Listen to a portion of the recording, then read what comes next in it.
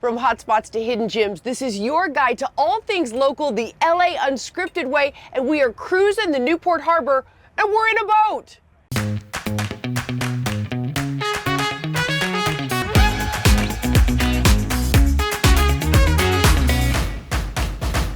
Sun and surfside, glitz and glam. There are so many reasons to live and love LA. I'm Dana Devin, and LAU is all about you and how to squeeze the best out of SoCal. So sit back because tonight is going to be smooth sailing as we take over Lida Marina Village in Newport Beach, a shopping and dining destination decked out in nautical charm. Let's cast off because this one is LAU approved.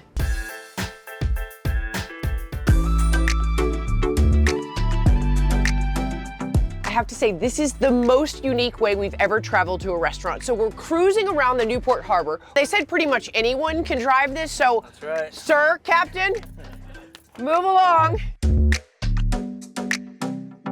Okay, we're headed to Lido Bottle Works, land ho! Okay, it's dock and dine time. I think it's actually time for the dine.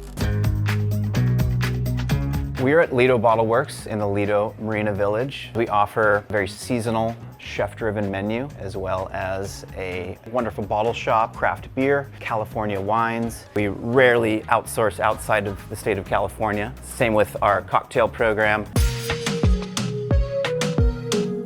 Okay, so let's go through these. So which one is this one? So that's gonna be the Wise Sailor. It's gonna be like a gin fizz riff. So we start off with the plum sage agave that we get from our local market. And Right. the egg white gives it that nice little Yeah. frothy look on top. The Lido Marina Village is a great mixed-use retail restaurant destination. There's really something for everyone here, whether you're looking for shopping or grabbing a bite to eat. What are you doing? Yeah, so a lot of our garnishes come from our garden here. So right now we're just gonna pick a little bit of snapdragons Okay. And some nasturtium flowers for our ceviche. Can I pick these? Absolutely. Okay, you just take this one? Yep, perfect. And I have earrings. I think we should have it right here in the center. Look at that. So this is our ceviche. It's marinated in a whiskey barrel-aged soy sauce. What? With a little Whiskey? bit of, Hold on. Whiskey barrel-aged soy sauce. So you're gonna get like an inherent like sweetness almost that kind of comes out of it from the whiskey. Okay, I'm sorry. I can't talk anymore. I have to get in. I have to go in. Mmm. Mmm. Mmm. It's so good. Now for the star attraction. Now this is the, Crispy Jadori chicken. now I heard this is your signature dish and this got you recognized by Michelin. Yeah, so this is on our lunch only menu. It's marinated in a little bit of Indian curry and buttermilk, and then we pair it with a little bit of coconut aioli. You ready? Yep. So let's go. Oh.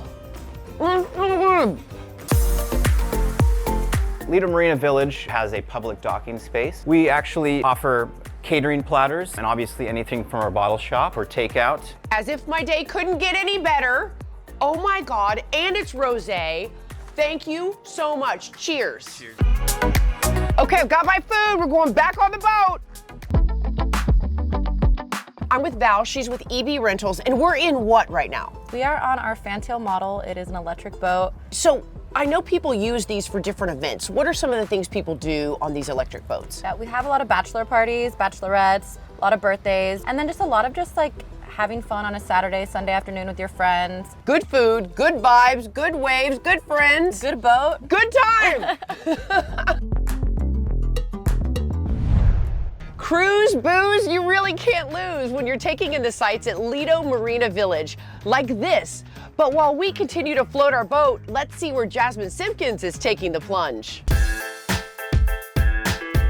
The three things you're going to get here are wine, vintage clothing and jewelry, and great food.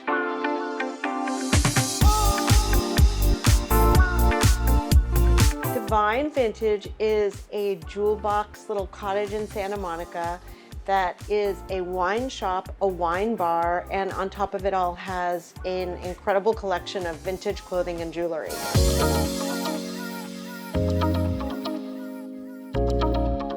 I've owned the Blue Plate restaurants for about 25 years, so I was always in hospitality. and have been an avid collector of vintage clothing and jewelry my entire life. Nick, my partner, has been in the wine space his entire life, teaching one of the best wine courses in the world. And our travels would take us all kinds of places, and we'd branch off. I'd go find cool vintage treasures. He'd go seek out the best wine. We'd regroup and kind of look at our stash and bring it home, and people would say like, oh my gosh, I want to buy that. I want to try that wine. Then we were like, let's turn this into a shop, because vintage and vintage. Every day we bring in amazing cheeses from France, Italy, through an incredible cheese importer. So you can do cheese boards, we have different meats, just little nibbles. I think that what makes a store so special is that when you go to a wine store, it could be overwhelming. And Nick has curated wines from all around the world and picks the best of the best that are all approachable and affordable. I'm a wine judge for over 20 years, a senior wine judge in London, like the two biggest wine competitions in the world. And I just love it.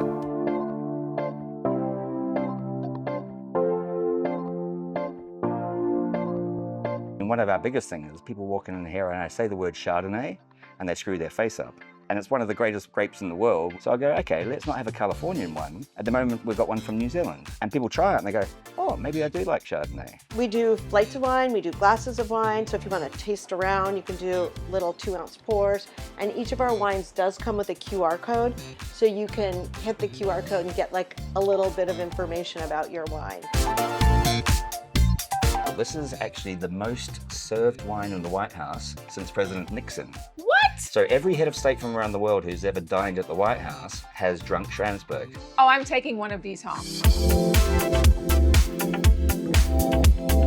We pack a lot into a very small space, from the little patio in the front where you can just sip wine and look out on Montana Avenue. We kind of wanted a really good communal space. We wanted it to be a feeling of getting away from it all, almost like you're on vacation. And I think the aesthetics sets the tone for the whole store. When I told someone I wanted to do the ceiling hot pink, they're like, you can't do that. And I was like, it'll be great. Why Santa Monica? Why Montana Avenue? Firstly, we live around the corner.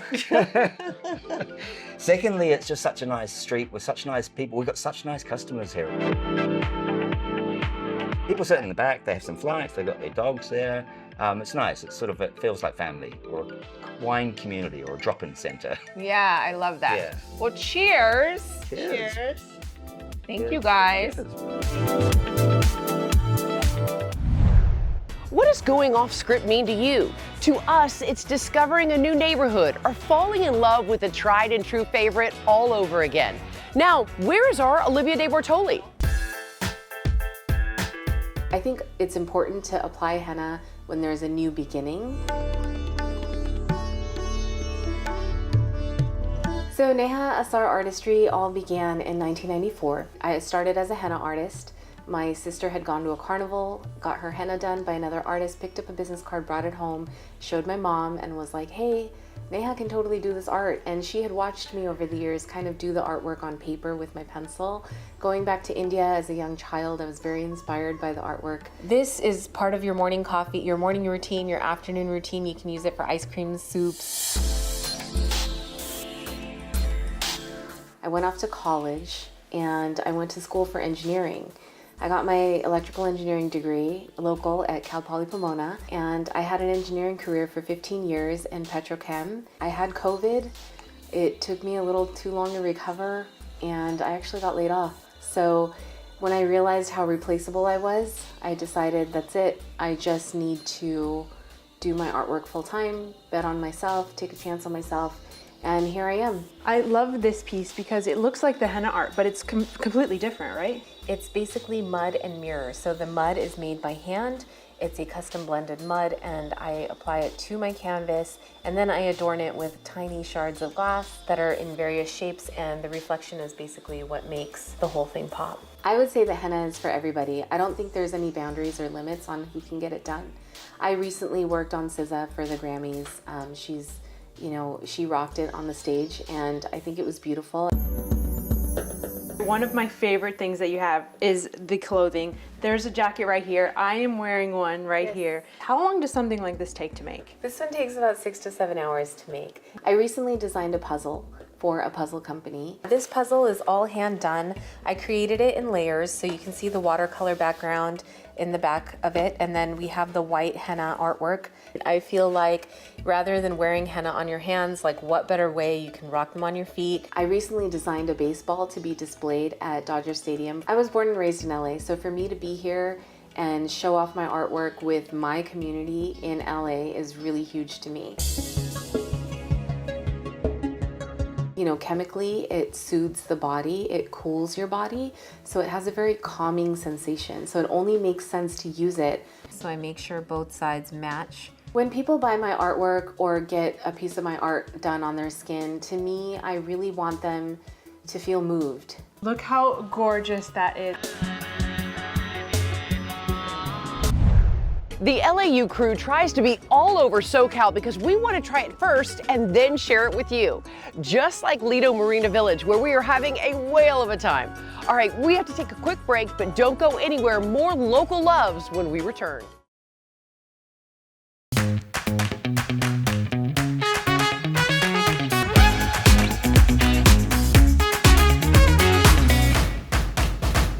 Welcome back to LA Unscripted. I'm Dana Devin, and we are diving into all the fun here at the seaside paradise known as Lido Marina Village. But while we are keeping our cool on the coast, let's see what's happening on the other side of town.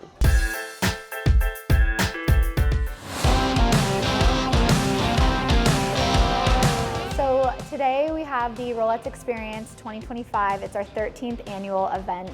It's our Women's Empowerment Weekend for women and children with disabilities, and I started it back in 2012. We have dance classes, we have panels, seminars, workout classes, and a big rodeo Western theme night. This year, over half of our attendees are brand new, and that means that a lot of our attendees have, one, never met someone with a disability, never met someone with their specific diagnosis, or have met other friends with disabilities. Their child with a disability doesn't have anybody in their hometown that is a wheelchair user, and then they come in and they see 250 women in wheelchairs around them. It's pretty emotional.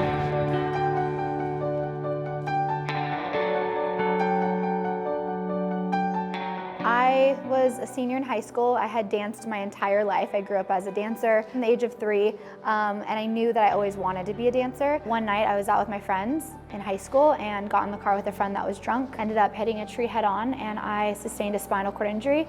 So I was considered disabled at the age of 17, but I had no friends with disabilities. I didn't know anybody with a disability, let alone with a spinal cord injury. I moved to Los Angeles in 2014, and nobody in a wheelchair was taking classes at all of the top studios here in LA.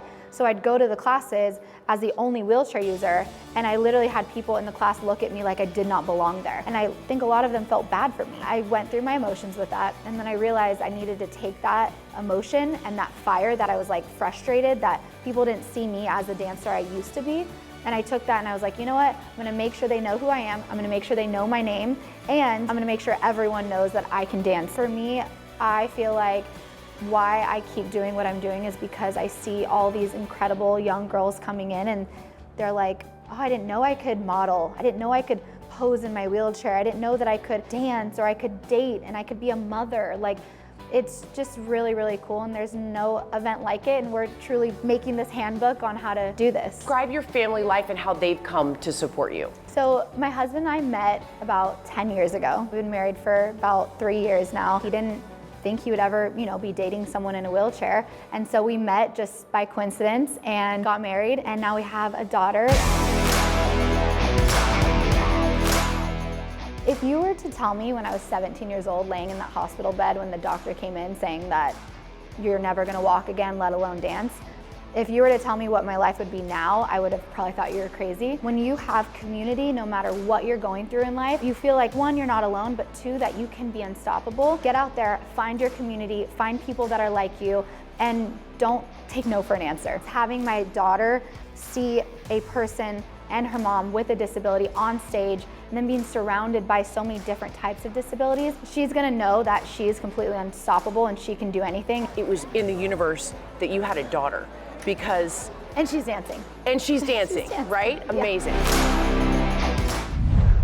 The only feelings I harbor for you are love and excitement because we have more local finds to share when LA Unscripted from Lido Marina Village comes right back.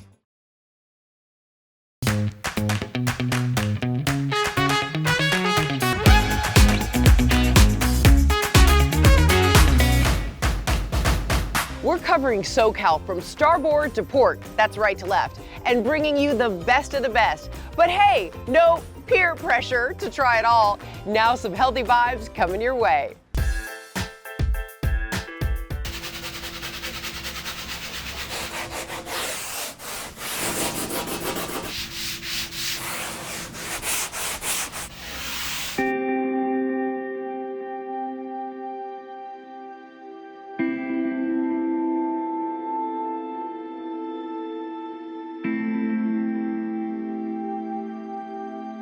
I grew up as an environmentalist. I didn't really realize it until I started this company, how much I was committed to the environment.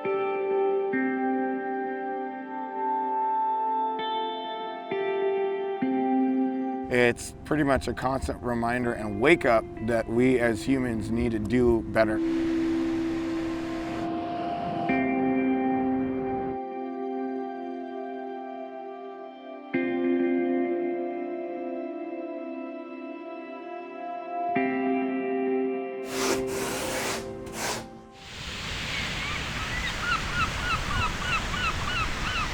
Looking at my own industry, I knew right away how toxic boards were and what a massive footprint they were creating in terms of trash.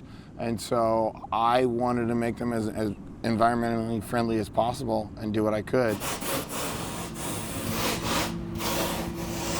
I actually made the switch firstly from a performance standpoint. My boards are stronger, they didn't break anymore.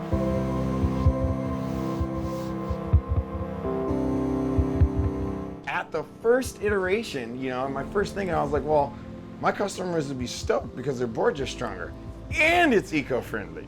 If I'm making a product that says eco and environmentally friendly on it and it's creating more trash that could potentially end up in the landfill or in the ocean, I have to put a stop to it. So that's where the whole zero manufacturing waste was always an end goal for me. Kevin Wilden, I'm the co-founder of Sustainable Surf. We're a nonprofit based in California. We help the surf industry around the world figure out ways to make a more sustainable product and help protect and restore ocean health.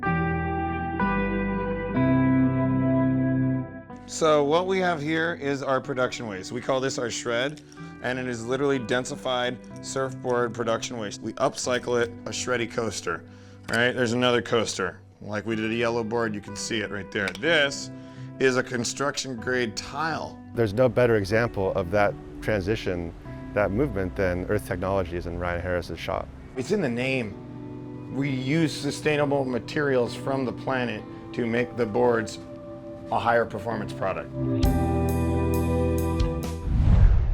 I always learn something new while exploring our city, and we hope you do too, because going off script should be as delightful as dining on the dock.